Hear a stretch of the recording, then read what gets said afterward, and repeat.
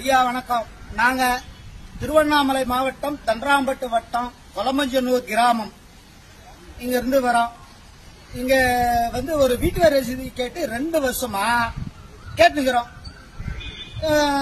ஜட்ஜி அம்மா புண்ணியத்துல அவங்க சர்வீஸ் கொடுக்க சொல்லிட்டாங்க. நாங்க சர்வீஸ் வாங்கிட்டோம்.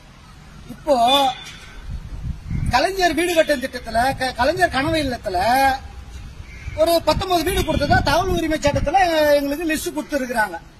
அதுல 10 வீடு போர்ஜரி. ஒரு வீடே இல்ல. ஒரு ஆயா இருக்கிறாங்க. அந்த ஆயாவுக்கு 80 வயசு இருக்கும். கண்ணு தெரியாது, காது கேட்காது. அந்த அம்மா பேர்ல பணம் எடுத்துக்கிறாங்க.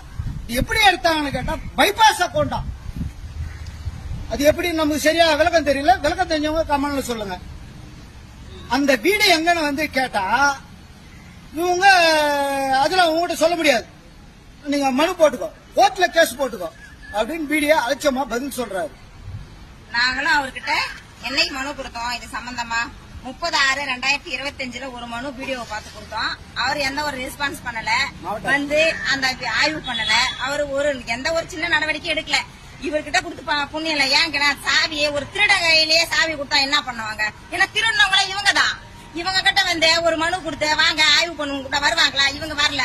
நாங்க மாவட்ட ஆட்சியர்கிட்ட போய் கலெக்டர் மண்டே பெட்டிஷன் கொடுத்தோம். இந்த மாதிரி எங்க வீடு காணாம போய் ஒரு வீடு கொடுத்தாங்க ஐயா, ஒரு வயதான ஆயாவுக்கு ஆதரவற்ற ஆயா. அவங்களுக்கு எதுவுமே இல்ல. அந்த இடத்தை தவிர 1.25 சென்ட் அந்த இடமும் ஸ்ட்ரிக்டா எடுத்து வச்சிருக்கிறோம். டாக்குமெண்ட் இல்லாம சும்மா பேசல. அந்த அம்மா முனியம்மாள் துரைசாமி 1.25 சென்ட் சொந்தமான இடம் இருக்குது அந்த அம்மாவுக்கு. இத தவிர அந்த அம்மாவுக்கு அந்த ஊர்ல சொத்தோ சுகமோ புருஷனோ பிள்ளைகளோ பேர பிள்ளைகளோ வீடோ வாசலோ எதுவுமே கிடையாது. இது ஒண்ணுதான் அந்த அம்மாவுக்கு இருக்கிற ஒரே சொத்து. இந்த இடத்த வச்சுதான் அந்த அம்மாவுக்கு வீடு கொடுத்துருக்காங்க. இது தகவல் உரிமை சட்டத்துல அவங்க கிட்ட வாங்கின ரிப்போர்ட் தான். நாங்க தயார் பண்ணல ஐயா, பிடிஓ ஆபீஸ்ல இருந்து கொடுத்ததுதான். அடுத்தது அந்த வீட்டு அந்த அம்மாவுடைய நிலைமை வீடு இன்னும் அந்த குடிசை வீட்டுல அந்த பாட்டி அந்த வீடு எப்படி ஆனா பில்லு மட்டும் ஃபைனல் ஆயிடுச்சுங்க. இந்த பணம் எங்க போச்சு? இப்படி திருடி தின்றவங்க ஏன் எங்களுக்கு ஒரு வீட்டு வரி ரசீது கூட தரல? அது புறம்போக்கு அப்படின்னு சொல்லிட்டு ஒரு புறம்போக்கு சொல்லிட்டான். அந்த புறம்போக்குக்கும் அந்த பிடிஓ ஆபீஸ்க்கும் என்ன சம்பந்தம்? அவர் அப்பா எதனா தண்டராம்பட்டு ஒன்றியத்துக்கு இதை ஸ்பான்சர் பண்ணாரா?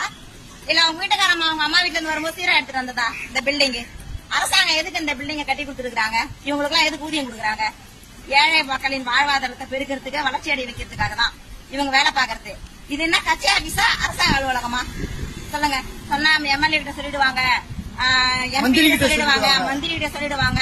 எங்களை தூரமா எங்கன்னா எங்க கொண்டாடி பிள்ளைங்க எல்லாம் ஒரு இடம் இருப்பாங்க, நாங்க ஒரு இடம் எங்களால வேலை பார்க்க முடியாது, எங்களுக்கு ரொம்ப சிரமமா போயிடும் அப்படின்னு சொல்றாரு. காரணம் அந்த எம்எல்ஏ எம்பி மந்திரி எல்லாம் எங்களுக்கு என்னத்தை கிழிச்சாங்க?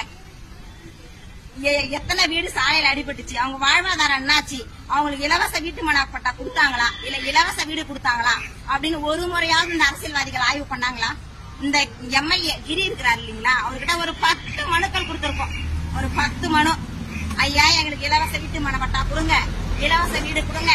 சின்ன சின்ன பசங்களை வச்சுன்னு காட்டு பகுதியில நாங்க ரொம்ப கஷ்டப்படுறோம். பாம்பு பள்ளி பூச்சி திருடங்க போறவங்க வரவங்க தொந்தரவுகள் தாங்க முடியல. தனிமையில பெண்களை வச்சு இப்பெல்லாம் இருக்கிறது எவ்வளவு சிரமம் அது எல்லாருக்குமே தெரியும். அதுலயும் இந்த பீரியட்ல சொல்லவே வேணாம், உங்களுக்கு நார்மலாவே எல்லாமே தெரியும். இவ்வளவு சிரமப்பட்டு இருக்கிற எங்களுக்கு ஒரு இலவச வீடு கொடுத்தா என்ன?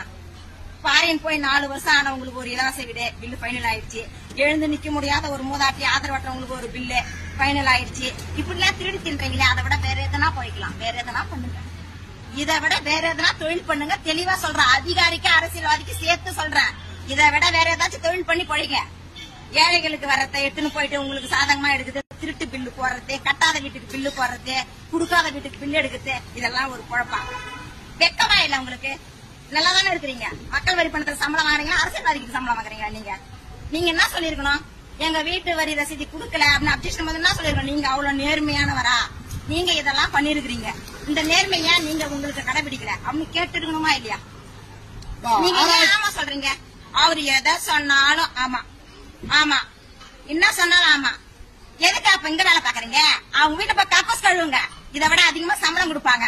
உங்களை மாதிரி ஆமா சாமி போட்டு இந்த சேர்ல உட்காந்து ஏழைகள் வாழ்க்கையை வீணடிக்காம எத்தனையோ வீட்டுக்கு 4 பட்டதாரிக்கிறான் படிச்சுட்டு இந்த அரசியல்வாதி சலசலப்புக்கெல்லாம் அஞ்சாம நேர்மையா வேலை பார்க்க அவன் வந்து அந்த சீட்ல உட்காந்து ஏழைகளுக்கு நல்லது பண்ணுவான். உங்களால முடியலன்னா நீங்களாம் பதவியை விட்டுட்டு நீங்களாம் உங்க வேலையை ராஜினாமா பண்ணிட்டு வீட்டுக்கு போயிடுங்க. நேர்மையா இருக்கிறது சிரமம்னு உங்களுக்கு தெரிஞ்சு தயவு செய்து சொல்றேன். நீங்களாம் அந்த வேலையில இருக்காதீங்க. எங்களையே இந்த பாடுபடுத்துறீங்களே, உண்மையிலே சொல்றேன். இந்த மாதிரி ஸ்கீம் இருக்குது, இந்த மாதிரி திட்டம் இருக்குது, இந்த மாதிரி கவர்மெண்ட் கிட்ட கேட்கலாம்.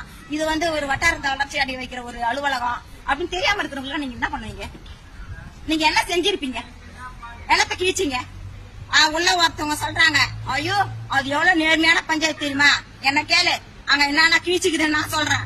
ஒரு ஆரம்ப சுகாதார நிலையம் இல்ல, ஒரு போஸ்ட் ஆபீஸ் இல்ல, ஒரு கிராம நிர்வாக அலுவலகம் இல்ல, எங்க ஊர்ல ஒரு ஸ்கூலு ஒரு அங்கன்வாடி 2 இருக்கு. அந்த மாதிரி நேர்மையான ஊருன்னு தமிழகம் ஃபுல்லா தெரிஞ்சுக்கிட்டோம்.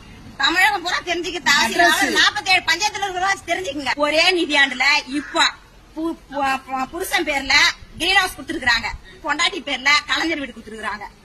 எப்படி ஒரே ஒர்க் ஆர்டர்ல ஒரே மாசத்துல RRH திட்டத்தின் கீழ் வீடு மறுசீரமைப்பு பணி, அத அந்த பில்ல வாங்கிக்கினேன், அந்த வீட்டை இடிச்சுட்டு அதுல கேவிட்டி கட்டான்.